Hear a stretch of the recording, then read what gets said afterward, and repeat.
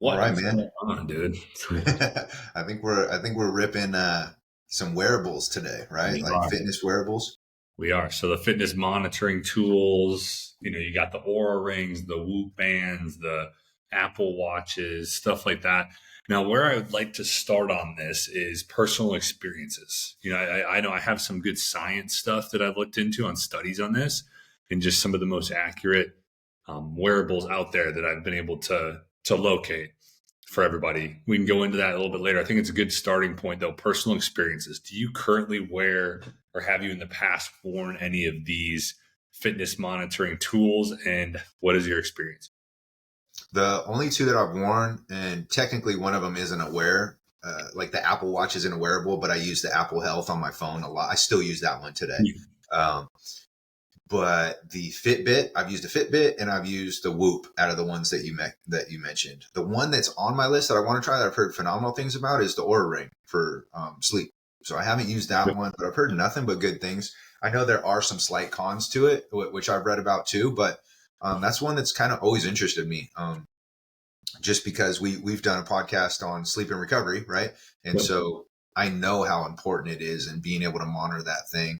And Whoop did the same thing. Whoop did something similar, but we'll dive into specifics here in a little bit. But what about you, man? What have you used or used in the past or used currently? Well, I've used like a Garmin. Not long ago, I was using that. I stopped wearing it a few weeks ago, but before that, I used Whoop for a year or two. Right. And so I Same. had some good experiences with Whoop, but I found that the data was very beneficial. So here's my experience. Like, data was very beneficial. It definitely helps you when you have that awareness of what's going on. It helps you change certain things. So like that was a huge driver in me changing my sleep patterns because I saw how bad my sleep was through the Whoop. Right. And so I was able to start shifting my habits and improve those metrics on there. But I found as well some of the drawbacks that I found personally was that it really overrode the way I felt sometimes. Mm. Right? Like if you Yep. look at the numbers, I look at the numbers and it's like so far off from what I actually felt when I woke up. Now I'm starting to feel like I didn't recover. Right. Yeah. Whereas like I could feel amazing, I could be ready to go, but then it just completely changes from that. So like that was a huge thing for me personally, and that's probably just my personality type. And I also just became obsessed with the data. So Yep. I would constantly be looking at the Whoop numbers, and it's like trying to change it, trying to increase my steps. It created overall, at the end of the day, it ended up creating more stress in my life. So I just got rid of it. Right. And I was like, you know what? I'm just going to go by my own like biofeedback, how I feel personally, and just let that be the driver of my day. And so I think overall, for me personally, I'm not a huge fan of them for me, right? But I think that I've seen it work really, really well for other people. I think that it definitely can be a great tool to increase your step count to be able to really have an eye on there because any way you slice it, when we have more awareness of what we're doing and the numbers behind it, it can help us change those things. Yeah, definitely. It's kind of crazy to think about like the evolution of trackables and wearables too, right? Like I think Mhm. Fitbit was one of like the first ones out, right? And now you see like all these different brands and it's kind of crazy that the things that they're able to do now whereas I mean I remember it was just like heart rate, step count, like basic fundamental things, right? And now you get like full on sleep and recovery scores and like uh like what heart rate zones you're in, what how deep what level of sleep you achieved or what you didn't achieve, and it's like it dives in a lot deeper. So it's kind of crazy to see the evolution of these things, like Yeah. if you do you remember some of the first ones? Do you remember like or what the first one ever was that you used? Maybe like Fitbit, maybe. I Fitbit. feel like I that think was one of Fitbit's the yeah, first. yeah. And you know Was what's crazy? I remember using Fitbit and like actually, I know what one I used first was the Fuel Band. I don't know if you remember those. That was Fuel Band was with Nike. Nike that was like Nike's Fitbit basically, and they gave you like you set your goals and your targets on there, um, and they basically had like fuel points instead of like, and it was all just based on movement and like energy expenditure, right? Like it was just constantly moving throughout the day. I think that was my first exposure experience to having a wearable. Then I moved on to Fitbit. Um, but yeah, I remember. Here's one thing that it did do though, right? Like it forced me to do things that I wouldn't normally do by wearing it, and it brings in, if you have the ability to understand and know where other people are at too, like your friends or family members or people who are in your community, and they're also wearing the same tracker. I think I see that a lot now with like the Apple Watch and the Apple Health, is like people can see where their family members are at, and they like get updates from them, and like, oh, did you close your rings today? So I get it from that standpoint. And like it'll give you that extra boost and motivation to be able to like accomplish tasks and do things, especially when people who are close to you or that you love or care about are also doing it. It will give you that extra little kick. It'll give you that extra little boost in that regard, which I think is really cool. Yeah, for sure. Do you want to know what the first fitness tracker was? Yeah. What is it? It was in 1965, Monpo Kai. What did it do? It was in Japan. The guy developed it to help them fight obesity.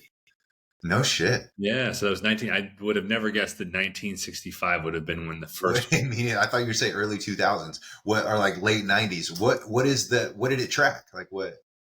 It was like a step tracker. So Pedometer, like a step track. Yeah, yeah. the word That's cool. means 10,000 and Kai means meter. So it was like to help people be more active and get closer to 10,000 steps. I think that's where the 10K steps came from. Yeah, so because I remember looking that up, and I think that's why 10K steps has been so dominant in like the health and fitness world, of like being kind of like this benchmark, kind of like how 225 is for a bench, or like, these certain landmarks that we've created in the health and fitness industry, 10K steps being one of them. Although it is an arbitrary number, I think that's where it originally came from. That makes sense now. That's crazy. It must have. Well, that's pretty cool though. I would have never, like I would have guessed too, like maybe the 90s at a bare minimum, like but 65, and there's like some throughout the 80s. Garmin developed one in the early 2000s, which was like, that's kind of the first. Shout out Garmin. Remembered from this test that they kind of came out with stuff like that. But one thing, so like kind of diving into some of the science, like one of the things that stands out to me when it comes to the science behind these fitness trackers as a whole is it's been shown time and time again that the calories burned and the calories calories burned, calories like your maintenance calories, different things are way off from the actual numbers, right? And it's such a hard thing to track because every person is so different. So like, how do you get closer to that number?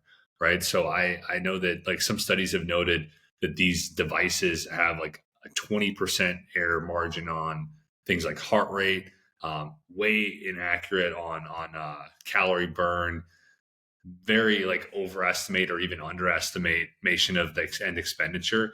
And this can be something I know for me, when I started wearing some of those trackers, like I was really obsessed with that too. It's like, oh, I got to burn X amount of calories.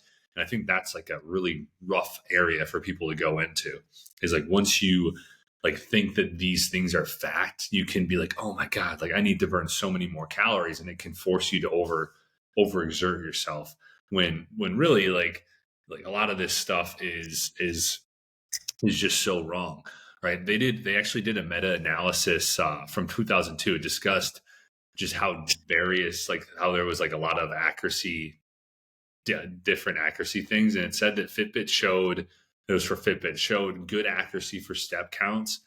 But the calorie expenditure measurements have very large variability. Some devices reaching errors up to 100%. Yeah, dude. It's funny. It's like when I have clients come on, we're using MyFitnessPal. By default, it always has that exercise or steps like selected, right? So it's basically taking their estimated calories burned throughout the day, and it's subtracting it from their total, basically saying, hey, add this back in because this is what you've burned. Yeah. And it's just this hypothetical, like arbitrary number. And I have to explain, I feel like I have to explain that every time to people. And I'm like, we're just using it for calorie and food logging. That's it. Like, don't attach your steps to it. Don't attach exercise to it, because it's flat out guessing. And it's, I wish we were that far along. Like I think we will be at some point, right? Like Yeah. I think it might take more of like a wearable than the actual app in your phone, right? You're going to have to wear something somehow, I think, or have it, I don't know, implanted in you somehow.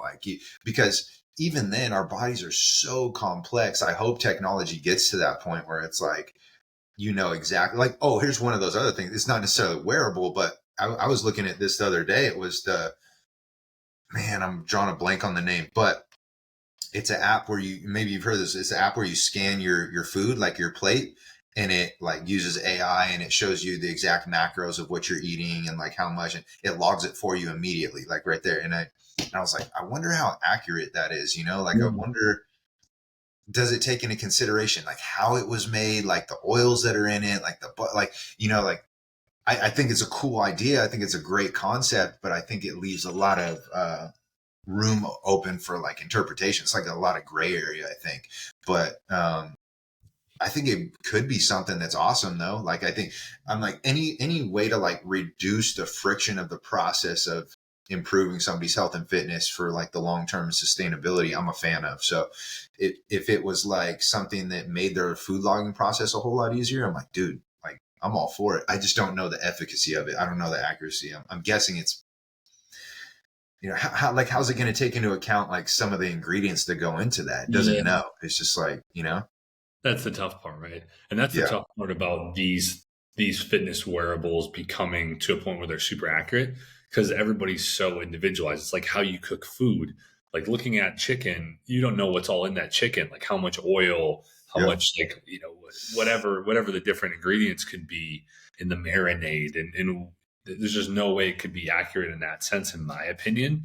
But also like when it comes to the wearable side of things, it's like there would almost need to be some sort of like testing that's done with the wearable on to be able to figure out some of this data, right? I think that that would be the only possible way where there's like some sort of like series of tests that are done to figure out how much calorie burn this person has versus this other person. Because even taking into consideration height and weight and activity level and these different things that the current like wearables will take into consideration.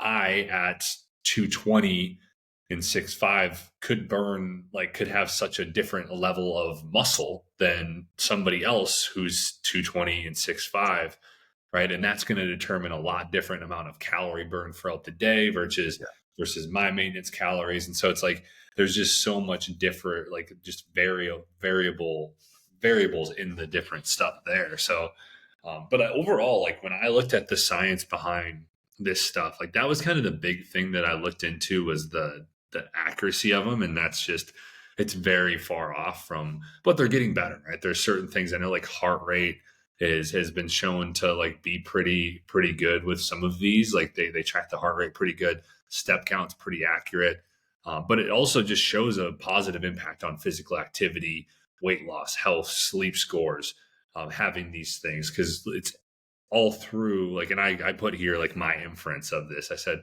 I guess that this is because the awareness associated with it. Like if you're aware of some of your habits and you're aware of some of the numbers behind them, it's very easy to change it. If you don't track your steps, you don't know where you're at. So how can you get better with steps? Like you don't know what a good goal is to go at. So it's like it is, I think, for anybody out there who has some sort of health and fitness goal and you're stuck, it could be a good thing to just wear this, figure out where is your, where are your, your sleep, where is your step count, different stuff like that. But what I also used when I had the Whoop is I knew that the calorie stuff was way off, right? Because Mhm. I knew where my maintenance calories were. And I knew that like when I was losing weight or like losing body fat, that it wasn't anywhere near where it should have been, right? So, Yeah, but I like you can get an idea, right? Like so, like on these things, it's going to tell you calorie burn, right? So over the course of a regular week, you're going to see on those regular eating days and regular activity level days where that's at because it's going to be about the same. And so you can kind of get an idea if it's low, if it's really low, or it's really high, you can get an idea that you probably had more expenditure or less expenditure that day. And so that's kind of what I used on it is I didn't buy into the calories, but I just kind of use it as a gauge of like where I was at throughout the day. Yeah, that's a great piece of information too. I think people take it too much to heart of what the actual number says. You see this on like on treadmills too, right? Treadmills will say this many calories burned. It's like on a lot of different machines. On a rower, it'll tell you calories. Like so, taking them for face value, I think can lead you astray, can lead you down some rabbit holes there. And but the way you used it is perfect. Go okay. If it's saying this is about my average daily caloric burn, I know that I at least have in the ballpark of a set point, not necessarily the amount, but that number. I can take that and like kind of put that in the back of my brain and know that if I'm above that, I'm in I burn more and I can kind of compare, was I more active today? Yeah, actually I was. Okay. And then if I was less active, can I look at it and the number's a little bit lower and you can kind of use it as a reference. So I think that's a really good idea. There's a lot of pros and there's a lot of cons to this. I think what would be cool is if we think of our top pros and our top cons for these things, and then kind of people can make their own decisions. So like what would be like, I guess, your top pros that you think of the wearables that are like, yeah, this is, if you're in this position, it always depends too, right? Like, but if you're in this position, I think wearables would be a pro. Like, here's some of the pros that I think. Yeah, I think that's good. And then what I'll end with is just some of the researched like studies that have shown some of the better ones to take a look into. But Oh, what I that's would cool. say, Yeah, I'm curious to see which ones it says well, or recommends how too. about this? How about I'll do that, and then we can do our pros and cons Okay. and Yeah. so like so I just I kind of looked into some of this stuff and some of the things that populated as some of the best ones on the market. Garmin Forerunner series. So shown like studies have shown that the Garmin devices have a lot higher accuracy for heart rate monitoring and have a better calorie burn estimation. It's a little bit closer to what what it actually is. Especially it says like if you're in like running and cycling, right? It's that's kind of a really good one for like running One and more time. What was the model? Garmin what? Garmin Forerunner series. Right now, Forerunner series. Okay. the next one on the list is Polar H10 heart rate sensor. So Oh this yeah, is Polar's more of good. like a chest strap, right? So Yep. it's a chest strap. Now this has been, it says like it says it's like really one of the most reliable devices when it comes to heart rate monitoring. So if that's one of your goals, if you're maybe more of an athlete, like more focused on that, that could be a good one. Fitbit Charge series. I saw this pop up a decent amount in my studies or in my like research here. It says that it's suggested that there's a very big underestimation on calorie burn from Fitbits, but there's been a lot of recent improvements, right? And so this newer model, the Charge series, um, is a little bit more suitable for fitness tracking. And also, it says it's a lot a lot more user friendly. This Fitbit. Is that just on the wrist? Is that like a wrist one or what? Yeah. Yep. This is a wrist one. Apple Watch series, especially the Series 5 and later, very good with heart rate accuracy, overall performance and fitness tracking. Um, yeah, that's another one that popped up here. Whoop strap. It's recovery and strain, really really good. Reliable heart rate variability that's gotten better over the years. It says calorie expenditure data is like one of the better ones out there for getting closer on that. Very good for athletes, right? Very Yeah. very good for athletes. And I found sleep, just because it's like the HRV is very directly correlated with like recovery and That's what I liked using it for. I yeah, liked knowing what my HRV was and seeing the effects on that when I didn't get adequate sleep, when I did, you know, in comparison to, like you said, sometimes the feeling and how you physically would feel would be off from what you saw in the data, but it's good just to know it and like at least have an idea. I loved that part of having the Whoop was seeing the yeah. HRV. No, I'm with you there. That's what my favorite part too. And this is the last one that popped up was the Samsung Galaxy Watch Active. So it said it's very competitive in its calorie tracking and heart rate monitoring compared to some of the other leading brands out there. So you can look into that. What I listed there. Obviously, do your own research, figure out what one works best for you if you're thinking of going in that direction. But why don't we end it with the pros and cons? So I'll let you go first since I just talked for a while there. What are some of your biggest pros and cons when it comes to fitness wearables?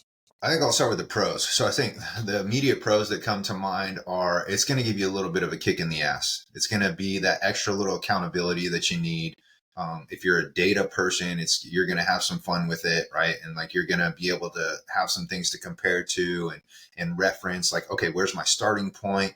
Am I making progress? And we're creatures of habit. When we see progress and we see that data, it's going to be kind of like that extra incentive for you to keep going. And you brought up a great point too, is like it forces you to kind of keep track of things and create awareness around things of how you're doing, not just like randomly, oh, I'm just going to go walk steps. If you're first starting out, that could be a great, first starting step. But if you've been doing this and you've kind of been failing over and over and you're kind of just like wondering why, chances are is you haven't been accurately tracking or some way of measuring these things. So I think if you give yourself that ability to measure the actual thing, it just takes that bar and that standard up, and the level of accountability. And it's just like when like the gurus say about business, and they're like, if you don't know the exact cash on hand and what your business is doing, you don't know all those data and metrics, and you're just going about your business just guessing and winging it, it's going to be extremely difficult. But the second you pop open and look at your bank account and you look at your different investments and you know those exact numbers on a day-to-day basis, the likelihood of you improving skyrockets. It goes through the roof because you know and you have that tangible data. And so I think it's very similar when it comes to health and fitness. And I think that's a huge pro, is like it's going to help you. It gives you that little kick in the ass. It gives you a starting point. It gives you a sense of progression. It gives you some accuracy. And what doesn't get measured doesn't, or what doesn't get managed gets measured. Or it's just like if you're not managing and you're just winging it, it's like, dude, it's going to be very hard. It's going to be very difficult. It's not to say that you can't make progress, but I think that's a huge pro of the wearables, man. What about you? What's a pro that comes to mind? Yeah, I mean that's you kind of said it perfectly. I think that it's just the awareness of it, right? Like if you're trying to change something, if you don't know the numbers behind it, then you're just kind of grasping at straws, right? So that was the huge thing for me. The same exact thing you said, the awareness piece. You can change stuff when you know the numbers behind it. And then my big con is just the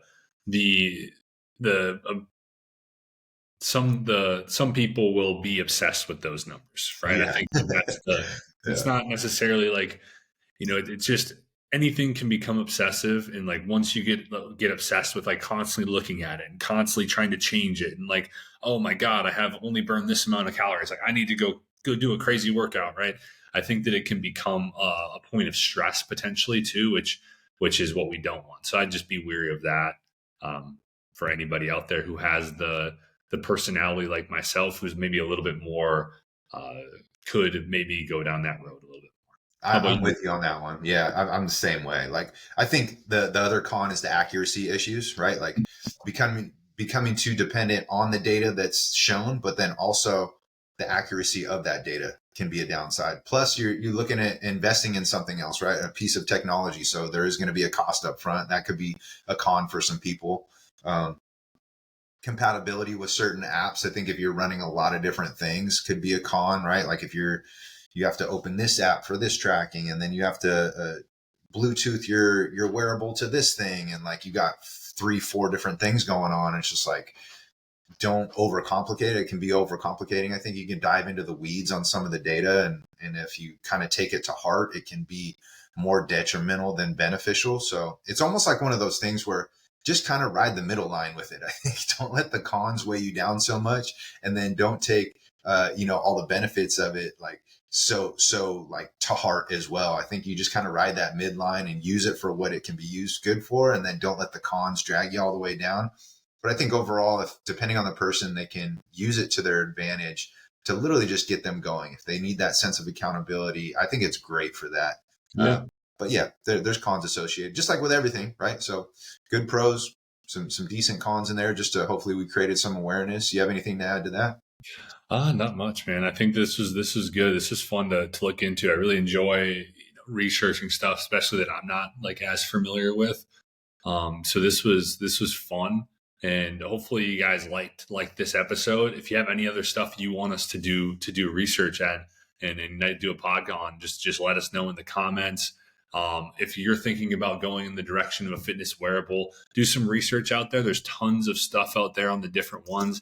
There's honestly so many things out there that if I were to recommend one, like the Whoop was it was really, really good. It's not going to have a a step counter on there. That's kind of the one drawback of a Whoop that I found. But if you're not too worried about that, that could be a really good one to try out. Otherwise, do some research on which one you think would be best for you. We do appreciate you. If you like this one, share it with somebody that you think could benefit from it. Otherwise, make sure you subscribe or follow us if you haven't yet, so you don't miss our future episodes every Monday, Wednesday, Friday. We appreciate you guys listening and watching, and we will be talking to you soon.